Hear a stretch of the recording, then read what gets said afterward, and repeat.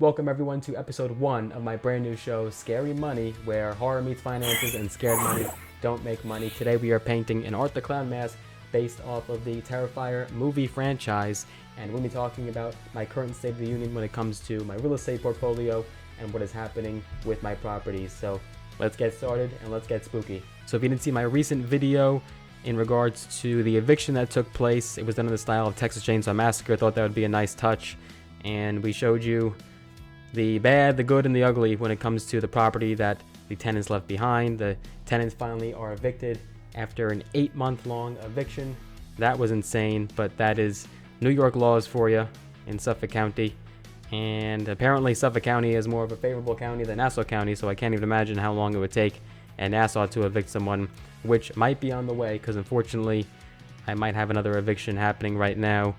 A tenant is past their lease. I didn't renew because they owe back rent, and it was understood that I cannot renew the lease if there's back rent owed, and so far they have not left, so that's probably going to be another eviction. I already have the initial paperwork done, and now the petition has to be signed, but we'll see where we go from there. Otherwise, the most recent property that I bought in Rockaway Beach, both units are now rented Section 8. This is my first time doing Section 8, and so far not too bad, right? I mean, a little bit more assurance getting the rent and less likelihood of an eviction, but of course there's still some risk there. One of the units is fully covered, the other one has some contributes to the portion of the rent, so at least we could say that one of the units is guaranteed money every day or every month on the first of the month, and that should not be a problem. Going a little black here for the paint on Art the Clown. And otherwise, we have also a few situations I'm dealing with. So the other property, the first property that I bought, is actually vacant right now because of 2 flood events that happened back to back in mid-late December and then early January. And work was already done after the first flood claim in mid-late December. So all the work that was completed got destroyed again by the flood that happened in January, and right now we're working on that, and that should be complete within a couple weeks. Problem is, I have to get rental permits on both the property that the tenants evicted and then also the one that's flooded right now, so that's going to take some time, and that's just going to be more vacancy on top of the other potential eviction I have. That's on a property in Island Park where that tenant owes back rent, and we started the initial paperwork. So right now we got 2 vacancies, might as well be 3 because the tenant doesn't want to leave in Island Park, but otherwise the other 3 units are occupied and should be paying, hopefully, fingers crossed,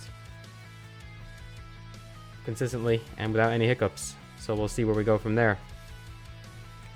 But yeah, so 3 units rather that are vacant, and then 3 occupied. So that's where we're at right now.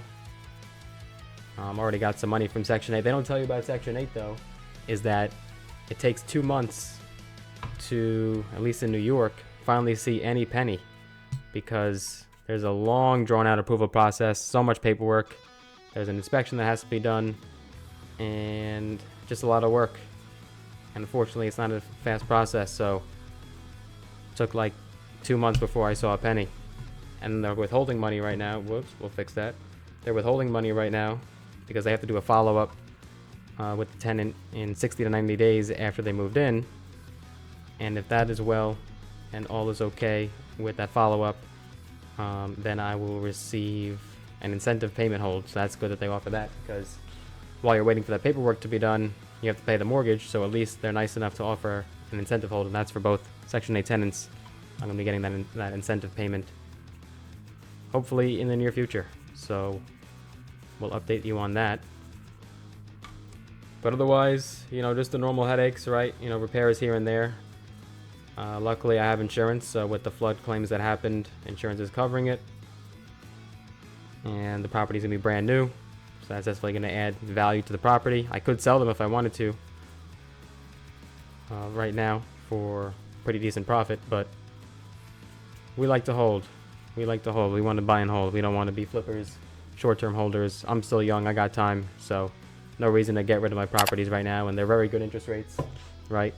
So, you know, it comes down to the rate and the mortgage, what you're paying.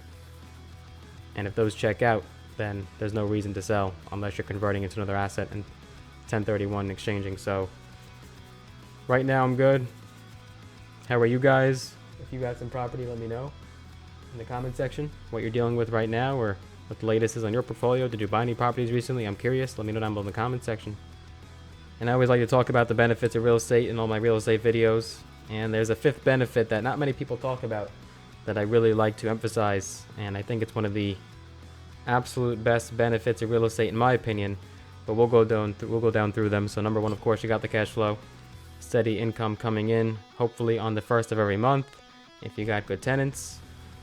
You've got the appreciation. Your property is going up in value over time. Historically, real estate has always done well. You got the depreciation. So you've got that tax benefit. So I pay little to no taxes. You got principal pay down. It's like a silent savings account. So as the property is appreciating value, the balance of the mortgage continues to go down. And of course, the tenants are paying that. Unless you got vacancies right now, which I'm dealing with. But then there's a fifth benefit that not many people talk about, and that is that it always keeps me on my heels. Keeps me going, keeps me hustling, keeps me grinding. Always got to make the next buck. I like that benefit because all my money, I'm not poor per se, but if you were to look at my bank accounts, you would say, hey, how do you have nearly $2 million worth of real estate, but bank accounts look pretty broke there? And that's pretty common trend with real estate investors is that they tend to always be broke. Rarely have anything in the wallet. Fix that up. And that's just because all the money is in real estate. The equity's tied up there, right? So you can't access it unless you pull out that equity or sell or refinance. And it's kind of like what I like about real estate, right? So keeps you on your toes, keeps me going. Always got to hustle. Make the next buck to buy another property. And that's that fifth benefit that not many people talk about in real estate, and I like to emphasize. As far as my future plans with the properties, I'm going to be holding on to them. They're not going anywhere, and I see myself building up this portfolio further and further. Hopefully hit the next million in property total assets under management. I'm probably going to be doing some BRRRRs. That would probably be the next step, or subject to. Problem with subject to in my area is that it's really non-existent in the Long Island, or at least even in southern New York period. You got some opportunity in New Jersey that I've been considering, but subject to is a great way to get into real estate with very little money and no income check, no credit check, none of the long drawn out process that requires a bank. You don't have to go through a bank. You don't even have to show your income, nothing. You could have terrible credit and still buy property with subject to. I wish it was more prevalent in this area around me. I'd be killing it, scooping up all the properties that I can subject to. I actually was really close to buying something subject to right before the flood incidents happened, and this was December. I had a lead. Actually, it was pretty close. The next town over from two of the properties I have in Mastic, in Shirley, and for some reason that deal fell through. I signed the contract. We were all ready to go. Seller was in agreement. I was probably going to be one of the best deals of my life. The mortgage was insanely low, great interest rate, 3-bedroom property, and literally would have only been like 20-30 grand out of my pocket. Insane deal. And unfortunately, seller kind of ghosted us, and we didn't learn anything until maybe a few weeks after, consistently hitting them, calling, emailing, and they just didn't want to do it anymore, unfortunately. Very sad. I don't know. I mean, what happened? All of a sudden they were able to pay the mortgage? I don't get it. I mean, did all of a sudden a windfall of money just hit and now they're able to catch up all their arrears? I don't know. If you don't know, subject to, basically you have to take over an existing mortgage. You're buying the property subject to any existing liens or mortgages. And it's usually a seller that is in default, right? So they're behind the mortgage, they're about to go into foreclosure, whether it's pre-foreclosure or in foreclosure. And you're helping out that seller by kind of bailing them out and taking over those payments and catching up their arrears and maybe giving a little money on the side, a little cushion to move out and any moving expenses. So it's a win-win scenario, right? I got a property at a great interest rate. Seller avoids foreclosure, which would have been on their record for years to come. and would destroy their credit. I'm actually building up their credit by making those on-time payments.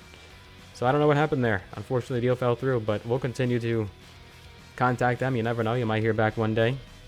Maybe the seller gets in a pinch again and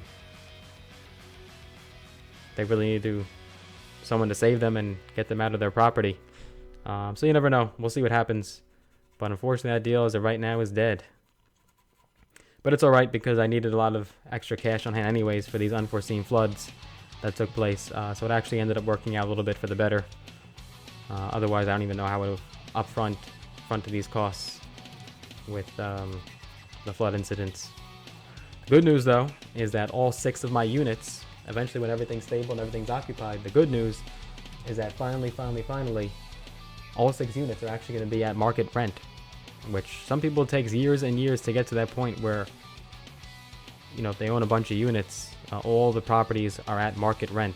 Sometimes it takes years and years to get that vacancy, and you can finally turn over into the next tenant and bring it up to market value and rent it out at today's rent rates in that area. So really, if you look at it, it only took me, let's see, June 2021 was first property, so call it 2.5 years. Well, that's if tenant that's behind on the rent gets out right now.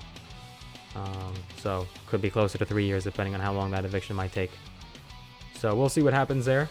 But yeah, all 6 units will ultimately be at market rent, and that's going to be huge. As long as everyone's paying, technically, I'm retired. Technically, I do not have to work another day in my life. But we're not stopping there, folks. We're only going to be going. This is only the beginning. And we are getting bigger and bigger. And we want to create that generational wealth. This is nothing to what I have in mind and envisioned. A couple $1 million worth of real estate. Peanuts compared to my plans and aspirations. So I'm excited to have you guys on the journey. Excited to have you guys with me and follow me. I appreciate all of your support. Excited for this new show. I think it's going to be fun to try out, and we'll see how this goes. But right now, we got all the black painted here. We just have to white out any of the areas that do need white out. But that's pretty much it for today's episode. This was episode 1 of Scary Money. We got Art the Clown almost finished here. Just have to do some touch-ups on the paint. And otherwise, folks, I hope you enjoyed that. We'll get this mask going in the next video. Hopefully finish it up. Thank you so much for watching. This was episode 1 of Scary Money. Stay spooky. Scary money don't make money. And we'll see you in the next one. Take care for now. Make sure you are subscribed, notifications turned on, free stocks, Robinhood link down below. And thank you so much for watching. Until next time.